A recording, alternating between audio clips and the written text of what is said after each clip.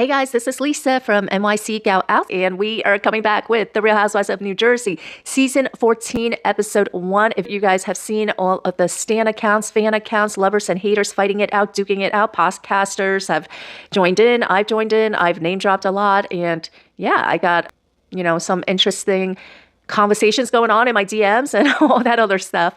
But let's get into what went on last night on our TV screens. But guys, before we get into it, don't forget to hit the like, follow, subscribe, leave me a comment and all that good jazz. Head on over to my other platforms. I am most active on TikTok, Instagram, and YouTube. What did you guys think of last night's episode? Dolores is just like, it's awful. We already know that there was no sit down between the Gorgas and Teresa. There was also no cash trip. So this big event dinner was more or less their sit down. She was not going to meet with the Gorgas one-on-one, and the only way that it was going to be any interactions with them was at this dinner table where they're basically facing off each other. But of course, it's not going to be anything significant between the Gorgas and Teresa at all, which kind of explains why the season actually starts off with the Fudas.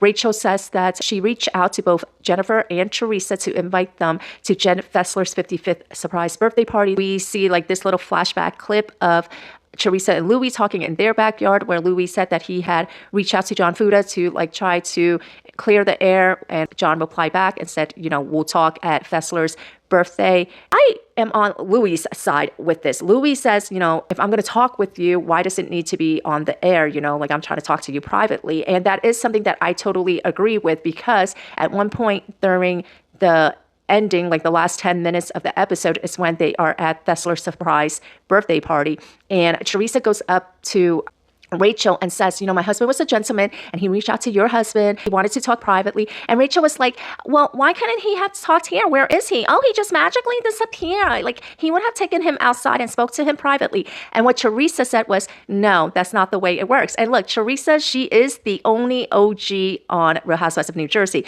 I know Melissa Gorga likes to present as herself as being an OG, but she is not. Teresa is the only OG on New Jersey. She knows what's up. So when she said, yeah, that's not how it works, she knew exactly what she was talking about, meaning that there was no way that these cameras were not going to follow them no matter where they were to capture that conversation. I feel like the meatballs all kind of stick together, but Paulie is his own man. Paulie was like, listen, I told him, if you want to talk, you guys should talk privately, go out to coffee and whatever. John Fuda, he thought he was doing something. And legit, guys, when Fuda and Gorga was standing next to each other, did they not look like they were morphing into each other? I feel like the Fudas are like a younger version of the Gorgas, all the way to the shiny bald head and everything. And Melissa and Rachel, maybe Rachel is like Melissa's long lost half sister that she's been looking for 7 seasons ago or some shit. It's a little bit too eerily similar. Which also makes me think of when Margaret, her mom, and Alexi, her assistant that lives in her garage, when they were walking in through the door, they all look alike. It was so weird, even down to their color coordinations of their outfits and the hair. That bleach blonde peroxide bob. I don't know. Maybe there was a discount for a 3-for-1 wig or something, because they all look like they're wearing the same wig. You have Gabriella, who is going to the University of Michigan. It is a very prestigious school. She's taping up her own boxes. She's putting her own stuff away. She's packing up her own stuff. She's doing everything. And then I hear this squealing. It's actually Teresa squealing. But anyway, she was squealing because she was upset that Gabriella was moving so far away. And then she shared something that was very sentimental, and it made me all teary-eyed. And what she said was that when she went away, she told all the girls to email her every day, but Gabriella was the only one that actually emailed her every day, and it meant so much to her. I'm sure she loves all of her girls, but you could tell that Gabriella is the golden child. Little Louis was there, Louis Jr., and they were cleaning dishes. And what I really love was that Gabriella called Louis dad. Did you guys catch it? I thought it was nice. I love the blended family. They legit have the Italian version of Keeping Up with the Kardashians. And I mean, Teresa, you need to shop around, pitch around to another network. Girl. But here's the thing. I don't know what Teresa's contract is. And in her contract, she might actually have something called a no-compete clause. clause, a no-compete clause. I did feel like there was this huge difference between Gabriella and Antonia. I felt like it was a little shady that it was such a stark contrast. You have Gabriella, this like stellar kid, and then you flash on over to the Gorga house and legit the girl's in bed. She doesn't want to do anything. And I think the dog peed on the curtain or some shit, which by the way, is that the same dog that has been around throughout the years? Because legit, every single time that I would watch an episode from a certain season of New Jersey and it would go to the Gorgas, you always see this little dog, and this little dog would be like pooping and peeing everywhere. So you see that, and it's like such a stark difference because again, she's like kind of like laying around bed, not wanting to do anything, not wanting to pack. And I felt like, you know, we could have probably done without seeing that scene, but I think it was purposely put in there just so that you could see like the huge contrast in how Gabriella is and Antonia is. We see some like luncheon that Jen Fessler has with Margaret Josephs. I thought that was like lame as fuck.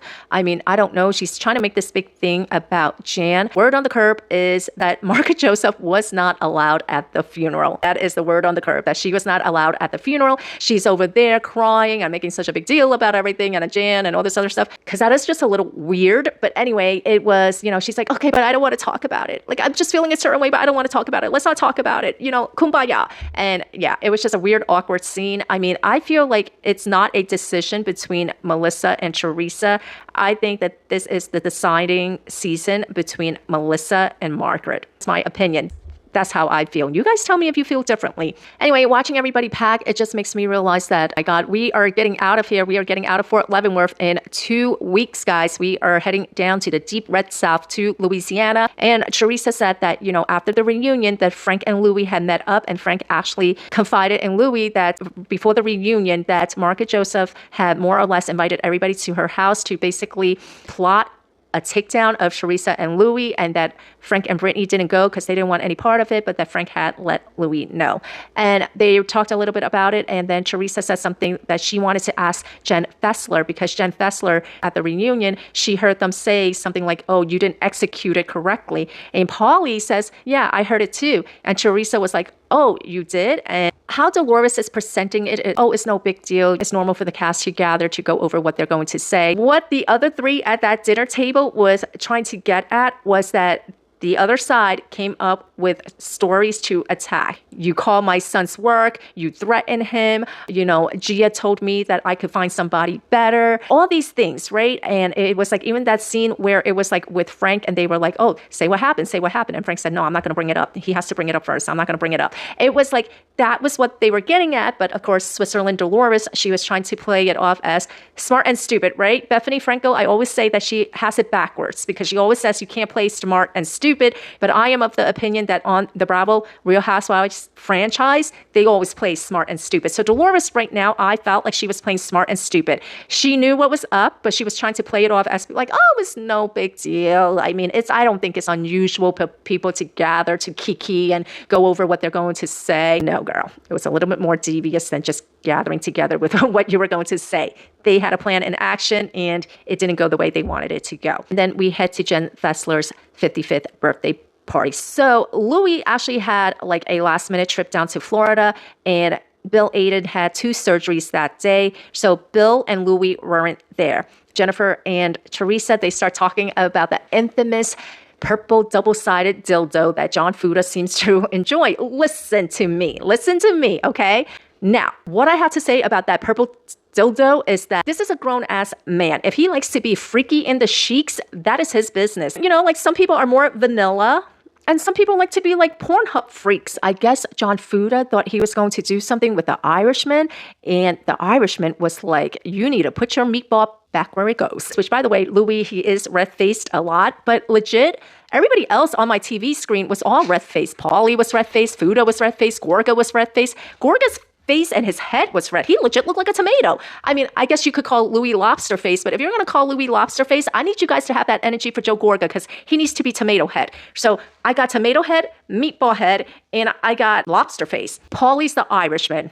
I like Paulie the Irishman. I love that he like stood his ground. I felt like they were trying to do that pack mentality, like, oh, where's your boy and all this other stuff. And Paulie was not backing down. He was basically like, look, you know, a man would go and talk privately. Like, you don't need to have cameras there. He didn't say all that, but I'm paraphrasing. And he basically said something like, you know, you could just go have coffee. Like, why would you say this all in front of the cameras? Because like legit, that's what John Fuda was trying to do. Here's the thing that I don't get, right? Louis so thirsty. He's so thirsty for the cameras. But now you have where Louis doesn't even come to an event, so he's not getting filmed. And all of a sudden it's like, oh, he didn't want to talk with Fuda. He didn't want no smoke with Fuda. Well, which one is it? Because I feel like the only ones that are humping the cameras are the Bald brothers. The Bald brothers are like the only two that are like humping the cameras at this point. So it's like, who's the thirsty one? Because if you are thirsty, then you go to every single event because that guarantees you camera time. Fuda is drunk off his ass. You could tell. He's drunk. Spit is coming out of his mouth. Gorga is drunk, you could tell. So look, they were drunk off their ass and whatever. Okay, did you guys notice like they were on that like short little break, I guess if you want to call it that? They didn't film until August, so I'm sure they were a little bit nervous about their paycheck and their status and whatever else. But Benino's eyes were like darting back a little bit. I like darting around, and I kind of feel like Benino does not really fit into that group. He is older. Margaret Josephs is also older. Older as in like there's not that same energy. She would make better friends with Caroline Manso.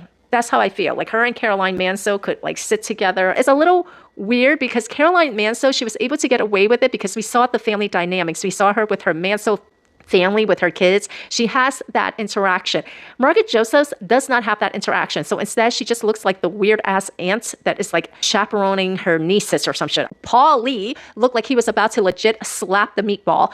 And Dolores was like, you know, my father always tells me to make sure you know where their exit is. So she goes and she gets her man and they leave. And Paulie was just like, I legit should have just told him to go fuck himself.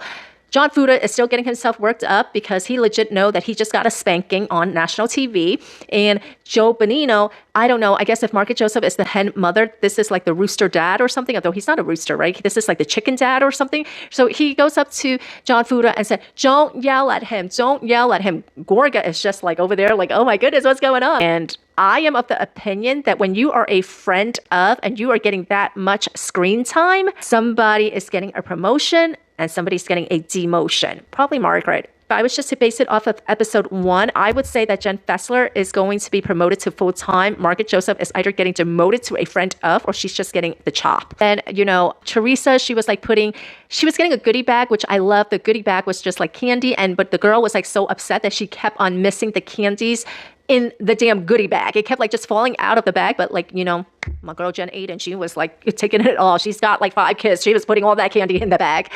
And then, you know, that was when Teresa went to Rachel and said, you know, my husband's a gentleman. And she said, you know, you don't know what a gentleman is. And Teresa is like, oh, well, you know what your husband said to my husband? He said that I really respect your wife because we both went to jail together. I absolutely 100% believe that John Fuda said that. And, you know, then all this back and forth and, you know, this stuff about him being a drug dealer in Bergen County and whatever else and yada, yada, yada. And he was getting in Teresa's face. And here is the thing. I don't like New Jersey because the men get into the women's faces, right? And people were saying stuff like, oh, well, Louis this, Louis this, Louis this. We've seen Joe Gorga getting into Kim D's face. I mean, Kim D loves to retell the story of how, you know, Joe Gorga had his fist in her face. We legit saw John Fuda screaming with spit coming out of his mouth at Teresa and all this other stuff. So it's like, okay, guys, keep that same energy all across the board, because just because you don't like Louis, don't excuse that behavior for the other men, because Joe Gorga is a sloppy fucking mess. And the Bald brothers are a sloppy fucking mess. You know, basically, when he came in, she was like, oh, hi, double-sided dildo. And oh my God, the reaction on Jen Aiden's face, I loved it. It was so funny. And, you know, that's when they go back and forth a little bit. And I mean, like, look, John Fuda, if you like having a dildo up your ass, like I said, you're a grown-ass man. You know, if you're a freak in the sheets, who cares? There is a whole subcategory for stuff like this on Pornhub. I don't think it's that big of a deal. Come on now. It's not that big of a deal. And whatever, Jen Fessler, she's 55 years old, and Margaret Joseph gave her like a vibrator, like a vibrating rocket or some shit. And she was like, legit, when she goes away, sometimes she uses her toothbrush. So, I mean, there you go. It's not that big of a deal. it's not any big deal. I feel like what she was using as an insult was the fact that she was trying to emasculate him because he's like macho meatball, right? So it's like, what's more emasculating than having something stuck up your ass as a man? Nate kind of like curbed her a little bit because she like went to talk to Nate, and Nate was like, you are on a next level. And he kind of like, he's just kind of like, okay, whatever. And yeah, that is that. What did you guys think of the episode? Did you like it? Did you not like it? What did you think of all the reactions? What do you think of like the limited screen time that the Gorgas had? What did you guys think about that?